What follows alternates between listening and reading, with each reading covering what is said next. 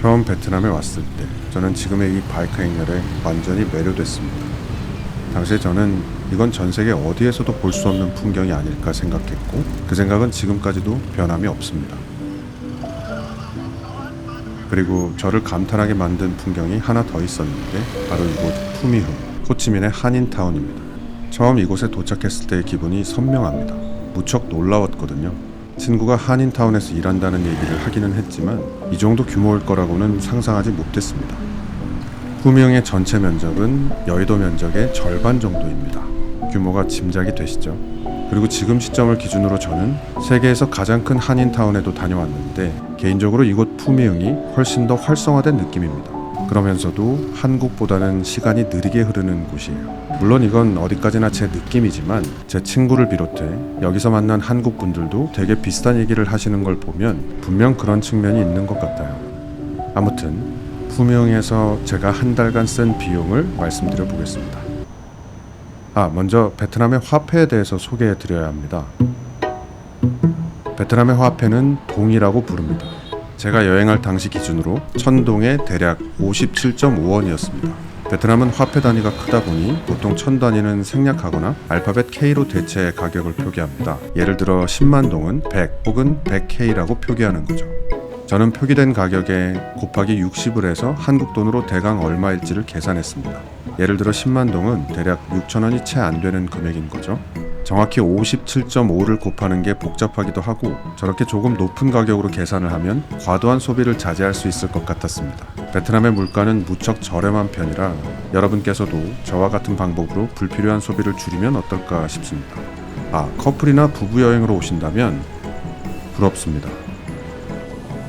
저는 여행할 때 보통 맛보다는 가성비를 중요하게 여깁니다. 해서 한국보다 외식 물가가 저렴한 도시들에서도 저는 주로 마트에서 장을 봐서 끼니를 해결했습니다. 근데 제가 유일하게 모든 끼니를 외식으로 해결하는 곳이 바로 동남아의 국가들입니다. 그게 훨씬 더 싸거든요. 로컬 식당에서 먹는다는 전제로 말입니다. 하지만 이곳 푸미흥에서는 거의 매 끼니 한식을 먹었습니다. 당연히 로컬 음식보다는 비쌉니다. 하지만 세계 여행을 하며 한식을 마음껏 먹을 수 있는 지금 이 순간을 늘 고대해 왔습니다. 약 6년 전 제가 처음 이곳에 왔을 땐 한식의 가격이 한국보다 다소 비쌌습니다. 해외의 한식당이 한국의 식당보다 비싼 건 너무 당연한 일이죠. 하지만 몇 년 전부터 한국의 물가가 급격히 올라가기 시작하면서 가격이 비슷해졌습니다. 심지어 상당히 많은 가게가 한국보다 더 싸기도 하고요. 따라서 한국에서 바로 오신다면 삼시세끼 모두 한식을 드셔도 돈을 많이 쓴다는 느낌은 별로 안 드실 겁니다. 하지만 이게 언제까지 지속될지는 잘 모르겠습니다. 한인타운의 물가 역시 가파르게 오르고 있으니까요. 그러니 가실 분들은 하루빨리 가시는 걸 권합니다. 만약 현지 음식으로 대부분의 끼니를 해결하신다면 베트남의 저렴한 물가를 제대로 체감하실 수 있습니다. 제가 먹었던 현지 음식들의 가격을 소개해 드릴 테니까 현지 음식의 물가를 대강 한번 가늠해 보시죠. 참 저는 개인적으로 동남아의 대표적인 향채인 고수를 좋아하는 사람들이 제일 부럽습니다. 왜 내 혀는 고수를 거부하는 걸까? 늘 아쉽습니다. 만약 당신께서 고수가 입맛에 맞는 분이라면 동남아의 음식들은 당신을 천국으로 인도할 겁니다. 제가 만난 베트남 분들도 고수를 못 먹는 저를 늘 안타까워합니다. 저는 그 심정이 뭔지 압니다. 저도 깻잎을 못 먹는 그들이 무척 안타깝거든요. 그리고 베트남의 대표 음식들은 모두 제 입맛에 맞는 편입니다. 반미도 좋아하고요. 쌀국수도 좋아합니다. 이전 영상에서 이 가게에 대해 말씀드렸죠. 이 집 쌀국수엔 고수가 들어가지 않으면서도 굉장히 깔끔하고 깊은 맛을 내는 쌀국수를 팝니다. 그리고 껌땀도 좋아합니다. 껌땀은 돼지갈비 덮밥이라고 생각하시면 되는데 지금 보이는 이 식당은 늘 그랩배달 기사분들로 붐비는 곳이고 지금 이곳은 현지인들의 껌땀 맛집이라고 합니다. 둘 다 맛있었습니다. 하지만 제게 있어 으뜸은 반세오라는 현지 음식입니다.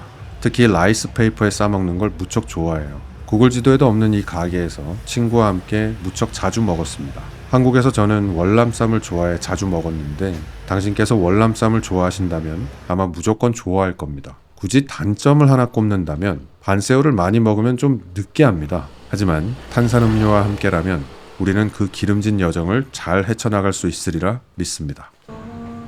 베트남은 커피의 나라입니다. Je passe toutes les nuits 세계에서 두 번째로 많은 커피를 생산하는 나라여서 그렇게 말하는 건 아니고요. 이건 순전히 제 개인적인 기준에 의거한 겁니다. 제게 베트남 커피는 싸고 맛있습니다. 물론 로컬 커피에 한정해서 말씀드리는 거고요. 세계 각국에는 커피가 싼 곳도 있고 맛있는 곳도 있지만 제 기준에선 이 두 조건을 모두 갖춘 나라는 없는 것 같습니다. 일단 베트남의 유명한 커피로는 콩카페에 코코넛 커피를 빼놓을 수는 없을 겁니다. 저도 무척 좋아하고요. 하지만 제가 가장 좋아하는 베트남 커피는 박시우입니다. 이게 발음이 정확한 건지는 잘 모르겠습니다. 박시우, 박시우. 이걸 가끔 못 알아듣는 현지인 분들도 계시거든요. 그래서 해당 베트남어를 늘 제 핸드폰에 저장해 두고 다닙니다. 아무튼 제 입맛에는 찰떡입니다. 연유 커피라고 생각하시면 되는데 짐작하시겠지만 매우 달달하고 고소한 맛이 납니다. 저는 이걸 하루에 석 잔 내지 넉 잔 정도는 마시는 것 같아요. 그래봐야 한국 돈으로 이 정도입니다. 흡연자 분들께선 보통 공항 면세점에서 담배를 구입하실 텐데 베트남에 오실 땐 그럴 필요가 없습니다. 베트남의 담배값이 더 싸거든요. 말보로를 기준으로 한 갑에 37,000도, 한국 돈으로는 대략 2,200원 정도입니다. 흡연자를 행복하게 만드는 가격이죠. 그렇다고 절대로 흡연을 독려하는 건 아닙니다. 제 채널을 보는 시청자분들의 연령 분석표를 보면 10대들은 제 영상을 전혀 시청하지 않고요. 하지만 20대 중반에서 30대 중반의 분들이 전체 시청자 중 25%에서 30% 정도 되더라고요. 그래서 말인데 혹시 아직 담배를 배우지 않으셨다면 앞으로도 쭉 평생 비흡연자로 살아가시길 강력하게 권합니다. 안 그래도 중독될 요소가 넘쳐흐르는 현대사회에서 니코틴 중독이라도 피하시는 게 여러모로 좋을 테니까요. 저는 잘 때 코를 골고 이를 가는 사람입니다. 처음 베트남에 왔을 땐 친구네 집에 얹혀 지냈는데 친구가 저를 죽이지 않았다는 게 참 다행이라고 생각합니다. 근데 풀리지 않는 의문이 하나 있습니다. 제가 만났던 여자친구들은 단 한 번도 제게 그런 말을 한 적이 없다는 점이에요. 그들이 모두 참았다고 볼 수도 없습니다.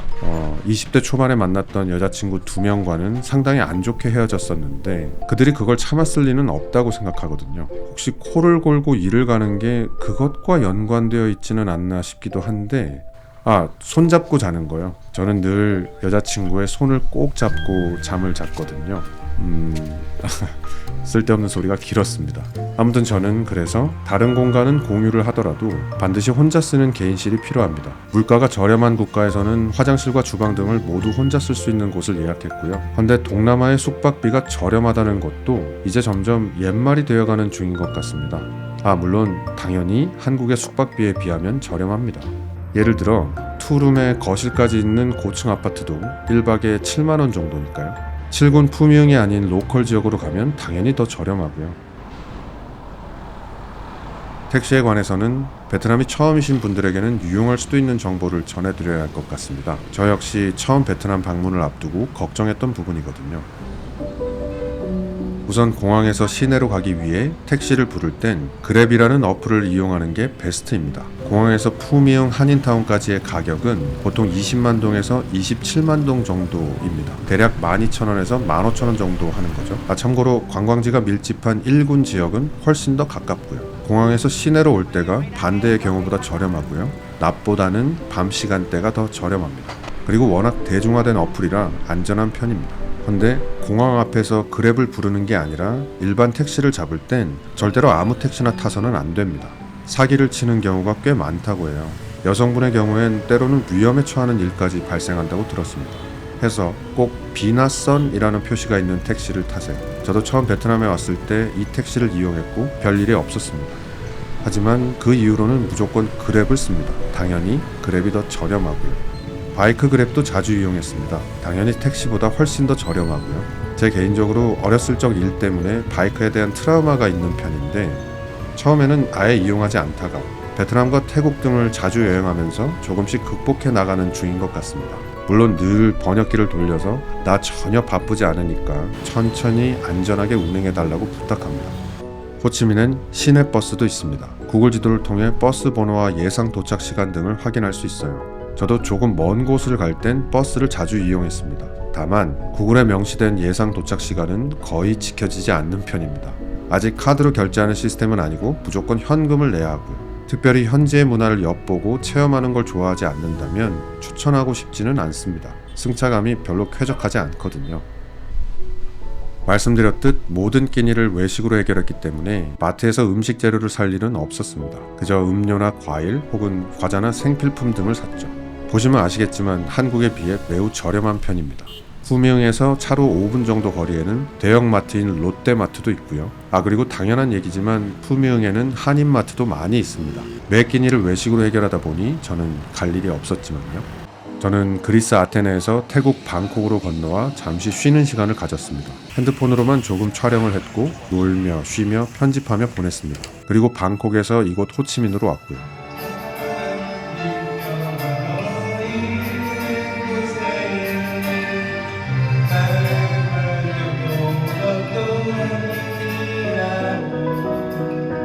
저는 어느덧 베트남 호치민의 풍경을 보면 마음이 편해집니다. 자주 오기도 했고 무엇보다 친구가 여기에 살고 있기 때문이겠죠. 만약 친구가 없었더라도 호치민을 다시 찾았을까 스스로에게 몇 번 물어봤었는데 대답은 언제나 NO였습니다. 호치민 자체가 매력이 없다기보다는 같은 비용을 들여야 한다면 저는 태국 치앙마이나 방콕 혹은 베트남의 사파에 갈 것 같다는 거죠. 하지만 누군가에게는 호치민이 가장 좋아하는 여행지가 될 수도 있을 테니 부디 이번 영상이 그런 분들에게 조금이나마 도움이 됐으면 좋겠습니다. 본인은 동남아 여행을 별로 좋아하지 않거나 혹은 베트남엔 별로 가보고 싶은 마음이 없는 분들에게도 이번 영상이 조금이나마 재미를 드렸기를 바랍니다. 아무튼 제가 베트남 호치민 한인타운에서 29박 30일간 쓴 총 비용은 다음과 같습니다. 저는 이제 대한민국으로 갑니다. 그리 길지 않은 영상을 한 편 만들 예정입니다. 오늘도 끝까지 함께 해주셔서 진심으로 고맙습니다.